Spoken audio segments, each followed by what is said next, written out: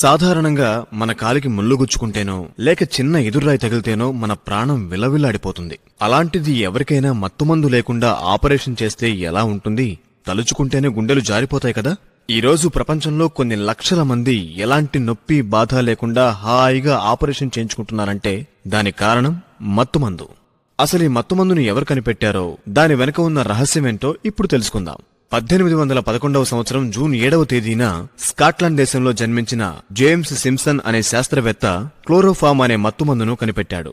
ఇంత గొప్ప మందును కనిపెట్టిన ఈయనకు ఒకరోజు సన్మానం చేస్తుండగా కొంతమంది వ్యక్తులు జేమ్స్ సింప్సన్ గారు, మీకు ఈ ఆలోచన ఎలా వచ్చింది? దీన్ని మీరు ఎలా కనిపెట్టగలిగారు అని అడిగారు. దానికి జేమ్స్ సింప్సన్ గారు ఇచ్చిన సమాధానం అందరినీ ఆశ్చర్యపరిచింది. ఇంతకీ ఆయన ఏం చెప్పారంటే, నాకు బాల్యం నుంచి దైవ భయం ఎక్కువండి. భక్తి కలిగిన వాణ్ణి కాబట్టి ప్రతిరోజు బైబుల్ చదువుకోవడం నాకు అలవాటు. బైబుల్ చదవకుండా ప్రార్థన చేయకుండా నేను ఏ పని చేయను. ఒకరోజు నేను ఆదికాండం చదువుచుండగా దేవుడు ఆదాముకు చేసిన ఆపరేషన్ గురించి చదివాను.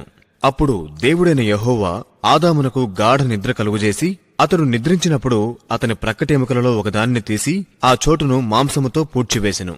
ఈ మాటలు చదివినప్పుడు నాలో ఒక ఆలోచన పుట్టింది. దేవుడు ఆదాముకు చేసిన ఆపరేషన్లో ముందుగా ఆదాముకు గాఢ నిద్ర కలుగజేశాడు.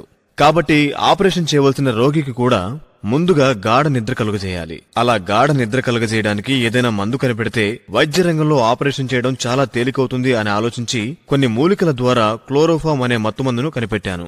నేను క్లోరోఫామ్ ని కనిపెట్టడానికి ప్రథమ కారణం బైబుల్ చదవడం అని సమాధానం చెప్పాడు. మత్తుమందు ఒక్కటే కాదండోయ్, ఈరోజు ప్రపంచంలో వాడబడుచున్న అనేక సాధనాలు, అనేక పరికరాలు కేవలం బైబుల్ ఆధారంగానే కనిపెట్టబడ్డాయి.